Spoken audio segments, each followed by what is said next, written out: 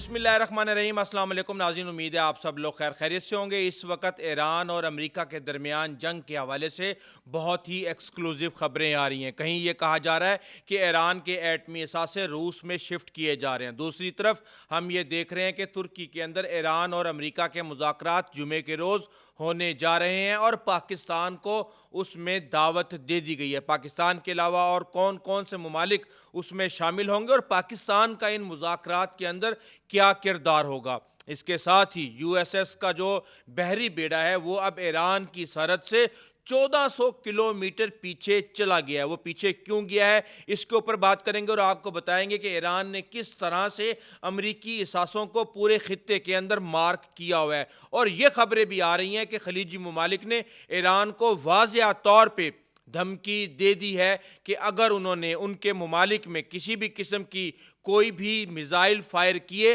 तो वो बराह रास्त जंग के लिए तैयार हो जाएंगे और ईरान के ऊपर हमला करेंगे। इस समेत बहुत सी ऐसी चीज़ें हैं और इस सारी सूरत हाल के दरमियान हम ये देख रहे हैं कि ट्रंप भी बाज नहीं आ रहे और ट्रंप ने ये कहा है कि एक बहुत बड़ा बहरी बेड़ा इस वक्त ईरान की तरफ रवां दवा है। ईरान के साथ मुज़ाकरात जारी हैं और अगर मुज़ाकरात कामयाब ना हुए तो हमने जो करना है हम वो कर देंगे और उसके बाद ईरान ने जो कुछ भी करना होगा उसको हम देख लेंगे और उसके नताइज भी भुगत लेंगे। और इसके साथ ही स्टीव विटकॉफ जो कि ट्रंप के मशरिक़ वुस्ता के मशीर हैं, उन्होंने इस बात की तस्दीक कर दी है कि वो ईरानी वज़ीर ख़ारजा के साथ मिलने जा रहे हैं। हम यहाँ पे देख रहे हैं कि आयतुल्लाह ख़ामनई और ईरानी सदर मसूद पेज़ेश्कियान के दरमियान भी खींचा तानी जारी है, उस हवाले से भी आपको बताते हैं। और इसके साथ ही ट्रंप ने यह कहा है कि जनाब कार्रवाई के बाद वेनेज़ुएला की क़यादत का रवैया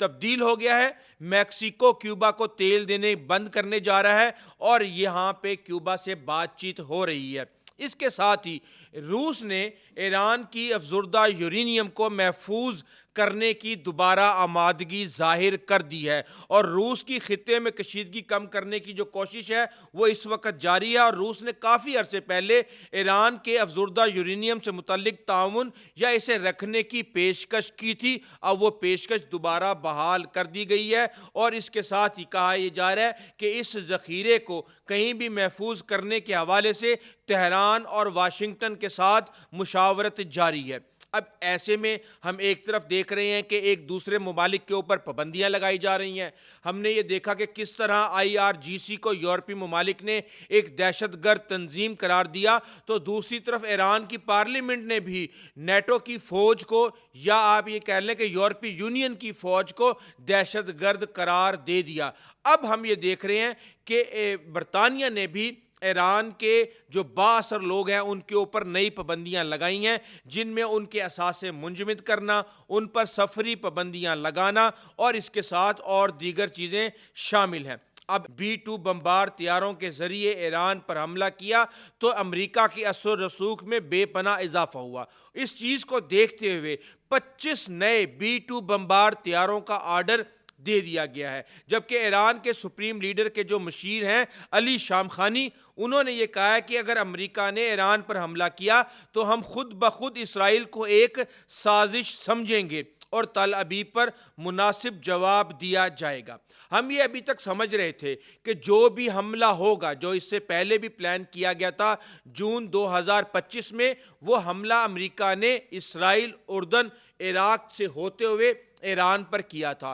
तो अब ये जाहिर किया जा रहा था कि शायद इसी रास्ते से दोबारा हमला किया जाएगा, लेकिन उर्दन के वज़ीर ख़ारजा ने यह कहा है कि ईरान के ख़िलाफ़ फ़ौजी कार्रवाई के लिए हमारी फ़िज़ाई हदूद इस्तेमाल नहीं होगी। हर कोई ये चाहता है कि ईरान के मुमकिना रद्द अमल से बचा जा सके। ऐसे में ही हम ये देख रहे हैं कि अमेरिका का जो बहरी बेड़ा है वो 1400 किलोमीटर पीछे चला गया है, लेकिन उसके बावजूद ये कहा जा रहा है कि जो ईरान के जहाज़ शिकन मिसाइल हैं उनकी रेंज 2000 किलोमीटर है। इसके साथ ही एक बहुत बड़ा झुरमट ड्रोन्स का ईरान ने इस बहरी बेड़े को निशाना बनाने के लिए रखा हुआ है। मैंने आपको इस हवाले से अपनी गुज़िश्ता वीडियो में ये बताया था कि ईरान के पास किस तरह मुख्तलिफ़ किस्म के टैक्टिक्स हैं। चाहे एक कार्गो जहाज़ जाए, उसके कंटेनर खुलें और उसमें से اینٹی ایئر کرافٹ گنیں اور میزائل ایک دم سے فائر ہونا شروع ہو جائیں،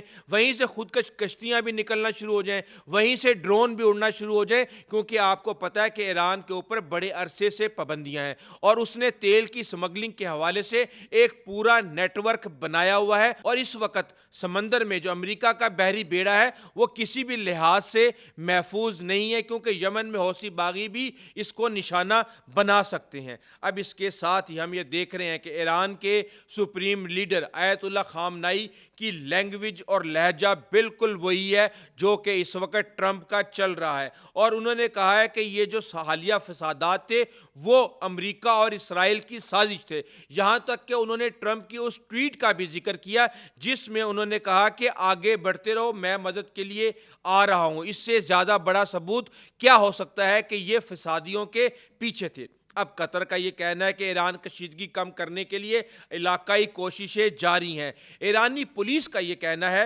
کہ ہم نے یزد میں جو مظاہرین پکڑے ان میں 140 مظاہرین ایسے تھے جو کہ ایک طرح سے غیر ملکی شہری تھے، جبکہ ایرانی قانون سازوں کا یہ کہنا ہے کہ امریکہ کے ساتھ جو مذاکرات کیے جا رہے ہیں اس کے نتائج نہیں نکلیں گے، اور استنبول میں امریکہ کے جو مذاکرات ہیں اس کے اندر علاقائی وزراء کافی ممالک جس کے اندر سعودی عرب ہے، یو اے ای ہے، قطر ہے اور دیگر ممالک شامل ہیں، وہ اس کے اندر حصہ لیں گے۔ ساتھ میں سٹیو وٹکوف ہوں گے، جیرڈ کروشنر جو کہ ٹرمپ کے داماد ہیں ان کے بارے میں بھی کہا جا رہا ہے کہ وہ اس مذاکرات کا حصہ بنیں گے۔ ایک طرف آیت اللہ خامنائی کی جو ٹون ہے امریکہ کے حوالے سے وہ ہر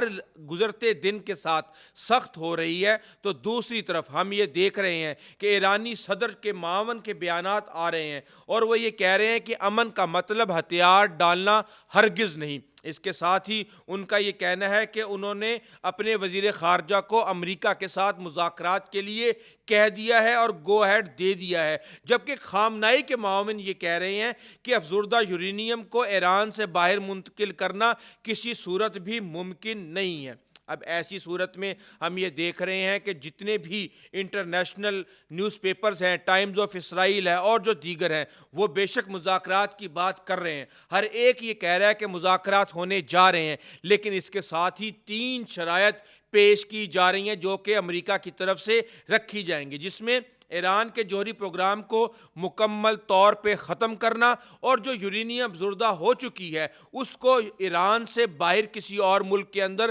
محفوظ کرنا، جو ایران کے میزائل کی صلاحیتیں ہیں ان کو ختم کرنا، ان کے جو ذخیرے کو محدود کرنا اور اس کی رینج کو بھی ساتھ میں محدود کرنا، اور جو ایران کی مزاحمتی تنظیمیں ہیں، پراکسیز ہیں، حزب اللہ ہو گئے، حوثی باغی ہو گئے اور دیگر ہو گئے، ان سب کی مدد سے ایران کو اپنا ہاتھ کھینچنا ہوگا۔ تو اس حوالے سے کہا جا رہا ہے کہ شاید یہ اتنا آسان نہ ہو اور ایران کسی صورت بھی اس طرح کی چیزوں پر راضی نہیں ہوگا۔ اب ایسے میں ہم یہ دیکھ رہے ہیں کہ جہاں امریکہ کے اس وقت خطے کے اندر 6 ڈسٹرائر موجود ہیں، 3 لیٹرل کا کامبیٹ شپس موجود ہیں، اس کے ساتھ ہی ان کا ایئر کرافٹ کیریئر موجود ہے، مزید فورس وہاں پہ آ رہی ہے، تو اس کے ساتھ ہی چائنا کی سپلائی بھی جاری ہے اس وقت ایران کو، اور کہا یہ جا رہا ہے کہ چین نے خاموشی سے Y-20 16 سے زیادہ جو جہاز ہے، فوجی جہاز کارگو، وہ بھیجے ہیں جس کے اندر میزائل، فضائی دفاعی نظام اور دیگر چیزیں ہیں جن میں ٹرانسپونڈرز بند کر کے یہ سارا کام کیا گیا ہے۔ اس کے ساتھ ہی چین کی جانب سے ایران کو طویل فاصلے تک مار کرنے والے اینٹی شپ میزائلوں کی فراہمی کی بات بھی کی جا رہی ہے، جو کہ USS ابراہم لنکن کے لیے ایک بہت بڑا خطرہ ہو سکتا ہے، اور یہی وجہ ہے کہ USS جو ایئر کرافٹ کیریئر ہے وہ اپنی جگہ سے 1400 کلومیٹر پیچھے چلا گیا ہے ایران کی سرحد سے۔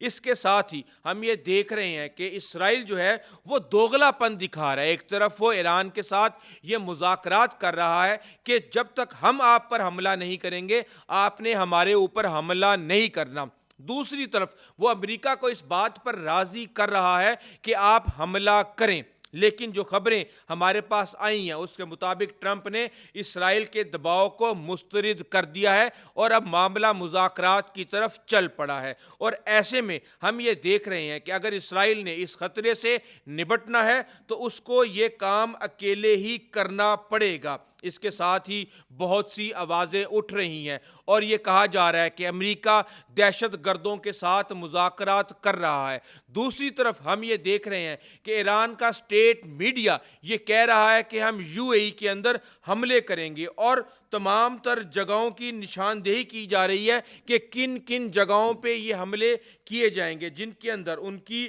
دبئی ایئرپورٹ کی جو فری زون ہے وہ، اس کے ساتھ Dubai internet city, Dubai silicon نخلستان اور جبل علی فری زون، یہ 4 ٹارگٹ ایرانی اسٹیٹ میڈیا کہہ رہا ہے کہ ہم کریں گے۔ اس کے ساتھ ہی جو ایک سعودی شاہی ذریعے نے خامنہی کو خبردار کیا ہے کہ خلیجی ریاستوں پر ایران یا اس کی پراکسیوں کا کوئی بھی حملہ انہیں مداخلت پر مجبور کر سکتا ہے۔ تو یہ ساری چیزیں چل رہی ہیں اس وقت، اور ایران نے جو اپنی جنگی مشقیں خلیج فارس کے اندر